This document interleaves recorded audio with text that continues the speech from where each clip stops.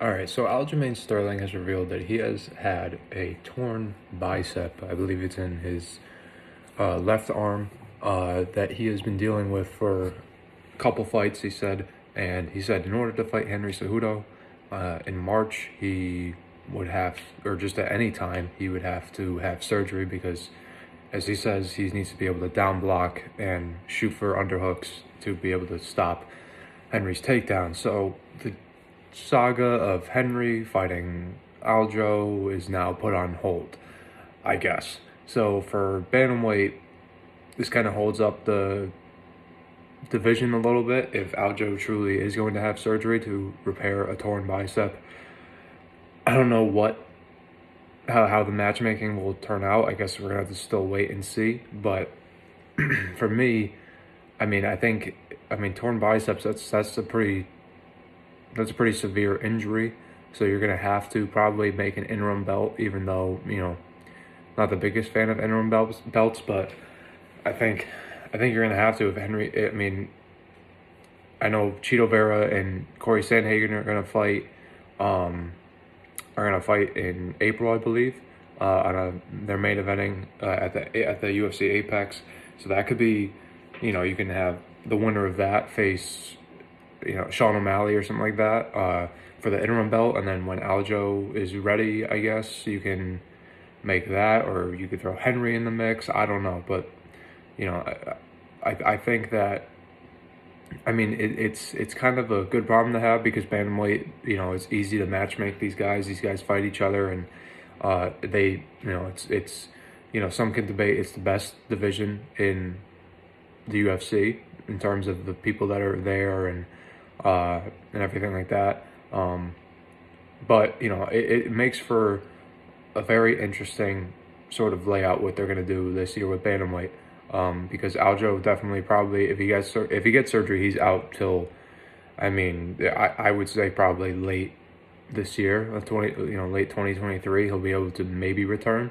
So yeah, you're gonna probably have to make an interim belt if you're gonna keep this division active with a champion and shit like that. So I think that you should probably do that. Maybe have or you could do Cejudo versus O'Malley, make that fight close to around, book that fight for close to around the Cheeto and Corey Sandhagen fight.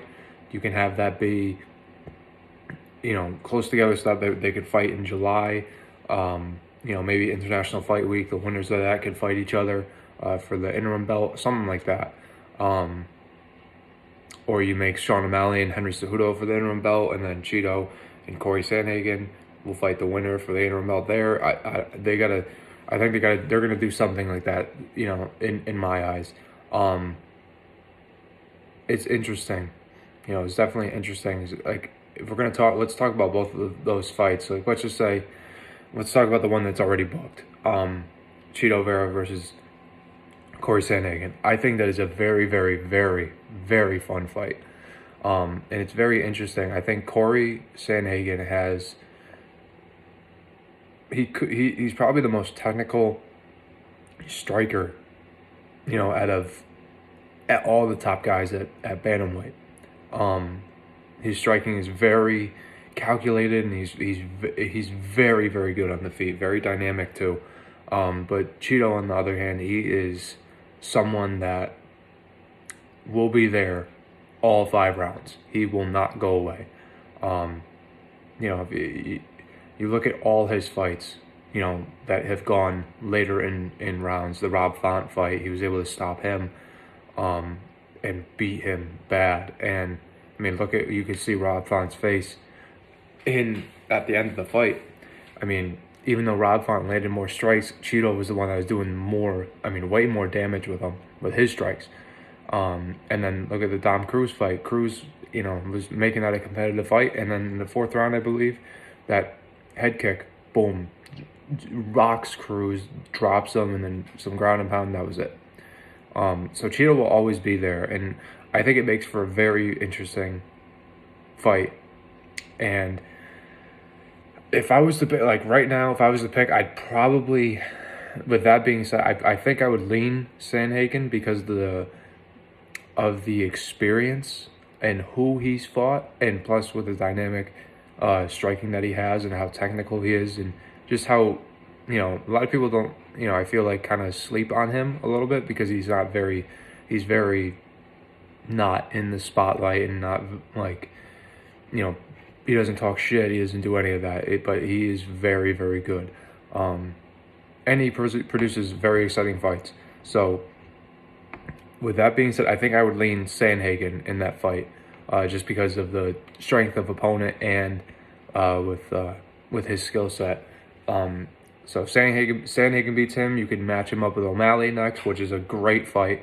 I think that's, you know, that could be, you know, O'Malley's very technical. His feints, you know, with his striking and like how he uses feints to like set up, like he probably, I mean, if you watch, I mean, a lot of it's kind of creative and he's like doing like basketball moves in the fight, but it like just his regular like feints, like his lookaways and throwing a right hand and you know, down the pipe, and it connects and his feints work. So that, you know, next to Sandhagen, Sean O'Malley, even though he's still young and he's his first big fight was against, you know, Peter Yan, and he came away with a very controversial decision. Thing that makes for a great fight too. So it's a good problem to have, because with Aljo being out, presumably, it sets up a lot of good matchups for bantamweight. You know, if Sandhagen wins, you know, you can face him up against O'Malley or Cejudo, if Cejudo would be willing to fight someone other than Aljo, or Cheeto wins, beats Sandhagen, and then he fights O'Malley again for an interim belt, which is a rematch of O'Malley's loss, you know, to Cheeto.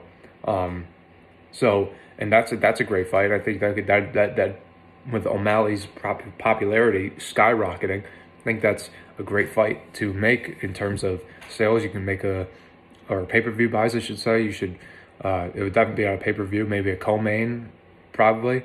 I think you could definitely sell that as this is Sean O'Malley's only loss, and you know, to this guy, and, you know, hype up Cheeto and be like, Sean O'Malley has bounced back from that and all that stuff. So I think that would be a great fight too.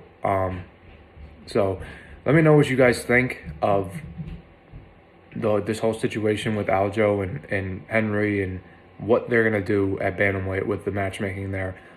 Eager to hear what you guys think and what your perspectives on it and who should fight who and all that. So yeah, let me know what you guys think in the comments. Hit like, share, subscribe, hit the notification bell, all that good stuff. Appreciate you guys.